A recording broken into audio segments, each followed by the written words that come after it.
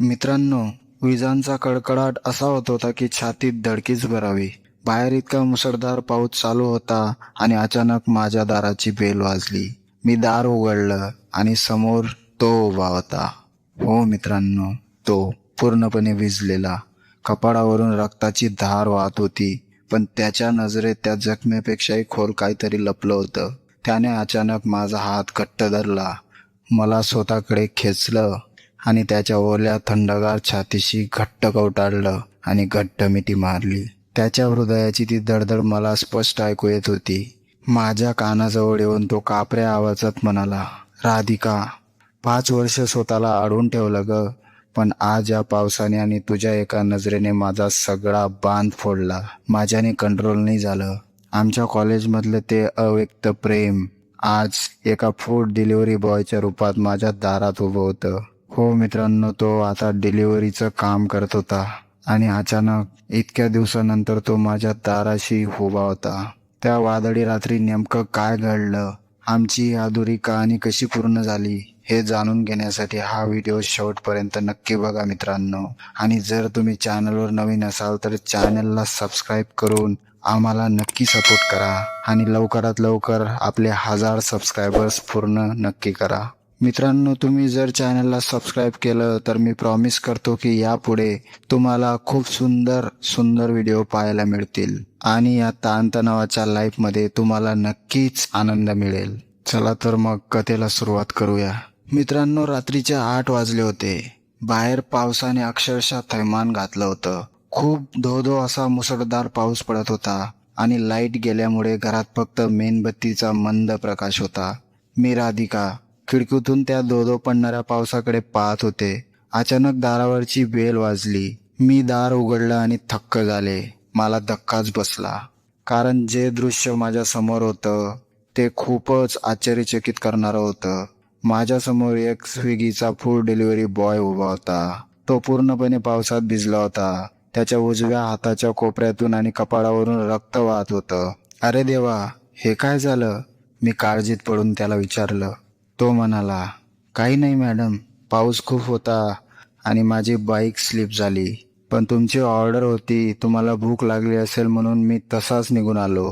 तो वेदना लपवत हसून म्हणाला. मी त्याचा हात धरून त्याला आत आणलं.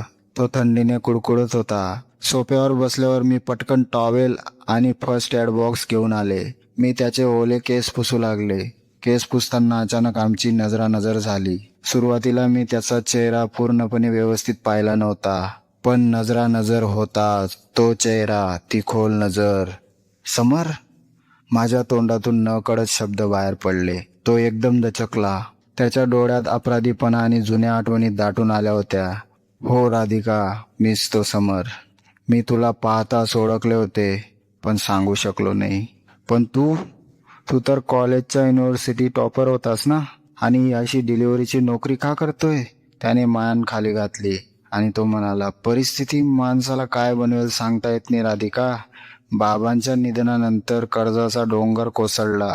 आमच्यावर खूप कर्ज झालं, म्हणून मी शिक्षण अर्धवट सोडून कुटुंबासाठी हे काम हाती घेतलं आणि मला वाटलं नव्हतं तू मला या अवस्थेत पण ओळखशील. त्याच्या बोलण्याने माझ्या डोळ्यात पाणी आलं. जुन्या आठवणी अचानक ताज्या झाल्या. कॉलेजमध्ये आम्ही एकाच वर्गात होतो, एकमेकांकडे चोरून पाहायचो, पण कधीच मनातली भावना ओठांवर आली नव्हती. डोळ्यांनीच आणि पाहण्यानेच आमचं प्रेम खूप भरलं होतं. तुझं शिक्षण सुटलं समर, पण माझं तुझ्यावरचं प्रेम कधी सुटलं नाही. माझ्याही नकळत माझ्या मनातील भावना ओठांवर आल्या आणि मी त्याला बोलूनच टाकलं. माझं बोलणं ऐकून तो निशब्द झाला.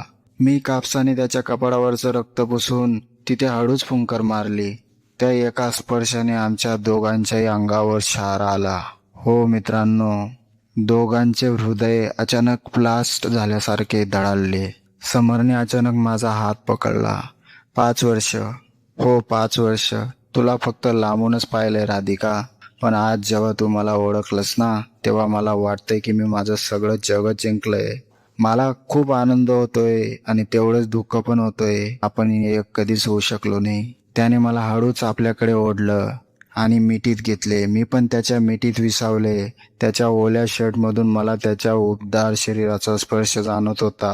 आणि त्याचे ठोके इतके वेगवान होते जणू ते आमच्या त्या 5 वर्षांच्या विरहाची साक्ष देत होते. बाहेरच्या पावसाचा आवाज आता मला ऐकूच येत नव्हता, कारण मी त्याच्या प्रेमाच्या आवाजात पूर्णपणे बुडाले होते. त्याने आपला हात अतिशय हळूवारपणे माझ्या गालावर ठेवला आणि माझा चेहरा वर केला. त्याच्या डोळ्यात एक अथांग प्रेम होतं. त्याने अत्यंत प्रेमाने माझ्या कपाळावर एक चुंबन घेतलं आणि मग त्याने त्याचे ओठ माझ्या ओठांवर ठेवले. तो एक अत्यंत उत्कट, शांत आणि भावनांनी भरलेला क्षण होता. तो क्षण जणू कॉलेजच्या त्या कॅन्टीनच्या पायऱ्यांवरच थांबला होता, जिथे तो सुंदर असा सहवास अपूर्ण राहून गेला होता. जिथे आम्ही तासनतास फक्त एकमेकांकडे फक्त पाहत बसायचो. काही वेळाने मी लाजून त्याच्या मिठीतच तोंड लपवलं आणि विचारलं, मग समीर, कॉलेजच्या त्या टॉपर मुलाने या वेड्या राधिकाला इतकी वर्ष का नाही सांगितलं की तो माझ्यावर प्रेम करतो? तो हसला आणि म्हणाला, अगं वेडे, कारण मला वाटलं तू एखाद्या मोठ्या ऑफिसरची बायको झाली असशील, पण नशिबाने तुला पुन्हा या डिलिव्हरी बॉयच्याच आयुष्यात आणलं. मी त्याच्या छातीवर हलकीशी बुक्की मारली आणि आम्ही दोघेही मनसोक्त हसलो आणि एकमेकांच्या प्रेमात बुडालो. बाहेरचा पाऊस आता पूर्णपणे थांबला होता, पण आमच्या आयुष्यात मात्र प्रेमाची एक नवी आणि सुंदर पाठ झाली होती. आमचं प्रेम पुन्हा एकदा बहरलं होतं आणि ते आता अपूर्ण नाही तर पूर्णपणे एकमेकांच्या श्वासात मिक्स झाल्यासारखं पूर्ण झालं होतं.